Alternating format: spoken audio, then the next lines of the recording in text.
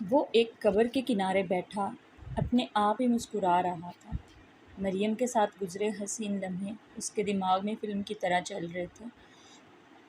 سارے خواب ایک ایک کر کے جینا چاہتے تھے وہ، جن کی حقیقت ہونے کا سلسلہ شروع ہو چکا تھا۔ پام پام، اچانک تیز ہارن کی آواز کے ساتھ اس کی مسکراہٹ اداسی میں بدل گئی اور سارے خواب ٹوٹ گئے۔ اس اندھوناک حادثے نے اس کی پیاری بیوی مریم کو چھین لیا تھا۔ اس کی شادی کو صرف 7 ماہ ہوئے تھے اور مریم کی عمر صرف 22 سال تھی۔ آج مریم کی قبر پہ بیٹھا اس کی یادوں کو قفل میں پیوست کر رہا تھا۔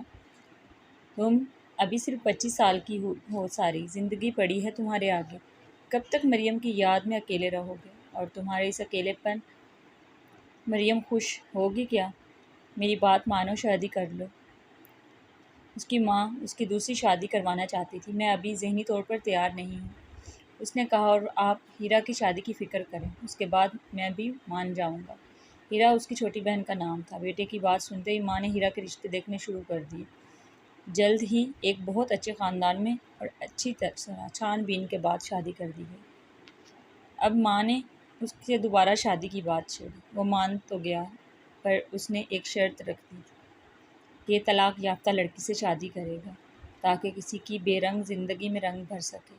اور شرط سنتے ہی اس کی ماں کا رنگ غیر ہو گیا اور غصے سے لال پیلی ہو گئی۔ میں کسی آوارہ بد کردار لڑکی ہو ہرگز اپنی بہو نہ بناؤں گی۔ بھلا شریف لڑکی کو طلاق ہوتی؟ طلاق تو تیز ترار فتین اور آوارہ لڑکیوں کو ہوتی ہے۔ میں ہرگز کسی طلاق یافتہ گھر میں نہیں آؤں گی۔ اب تو ماں بیٹے میں اسی بات پر ان بن رہنے لگی۔ وہ اپنی ماں کو سمجھاتا کہ ہمیشہ برائی لڑکی میں نہیں ہوتی، لڑکے بھی خراب ہو سکتے ہیں۔ اسی ان بن میں 18 مہینے کا عرصہ گزر گیا۔ ایک دن اس کی بہن کے ساس سسر اس کی بہن گھر ساتھ لے آئے۔ ہیرا بالکل ٹھیک لگ رہی تھی۔ ارے اچھا ہوا آپ لوگ آ گئے، میں کافی دن سے ہیرا سے ملنے کا سوچ رہی تھی لیکن آنا نہیں ہو پایا۔ ہیرا کی ماں نے کہا۔ اب سب کمرے میں موجود تھے۔ ہیرا کے سسر بولے، مجھے سمجھ نہیں آ رہا آپ لوگوں سے کیسے کہوں۔ دیکھیں بہن، ہیرا بہت اچھی لڑکی ہے، ہمیں اس سے کوئی شکایت نہیں، لیکن اب ہمارا بیٹا شاید اس کے قابل نہیں رہا۔ شادی کے کچھ مہینوں بعد سے میرا بیٹا نہ جانے کن لوگوں کے ساتھ بیٹھنے لگا۔ وہ نشے کا عادی بن چکا ہے، شراب نوشی بھی کرتا ہے اور پہلے تو صرف لڑائی جھگڑا کرتا تھا، اب ہیرا پر ہاتھ بھی اٹھانے لگا ہے۔ اسی وجہ سے ہم نے اسے گھر سے نکال دیا ہے۔ وہ بہت سوچ بچار کے بعد ہم نے یہ فیصلہ کیا ہے کہ آپ کی بیٹی کی زندگی خراب نہ کی جائے۔ اسے ہم اپنے بیٹے سے طلاق دلوا دیں گے اور خود اس کی شادی کسی دوسری جگہ کروائیں گے۔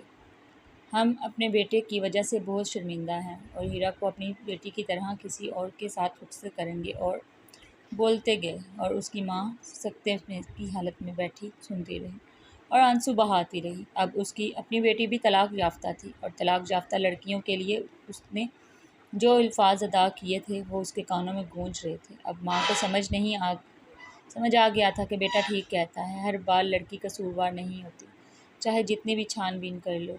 لڑکیوں کی شادی نصیب سے ہوتی ہے، ایک جوئے کی طرح، قسمت اچھی ہو تو خوشحال۔ طلاق یافتہ ہونا کوئی برائی نہیں، یہ تو قسمت کے کھیل ہیں۔ اکثر برے سے برے اعمال والی لڑکیوں کے گھر بس جاتے ہیں اور اچھے سے اچھی لڑکیوں کے نہیں بس پاتے۔ تربیت سے پرکھیں، صرف اس وجہ سے کوئی رائے قائم نہ کر لینا کہ طلاق یافتہ ہے بہت زیادتی ہے۔ معاشرے کا توازن برقرار رکھنے کے لیے ہمیں اپنی سوچ کشادہ رکھنے کی ضرورت ہے۔ طلاق یافتہ لڑکیوں کی دوبارہ شادی ہونے سے معاشرہ بے راہ روی سے بچے گا۔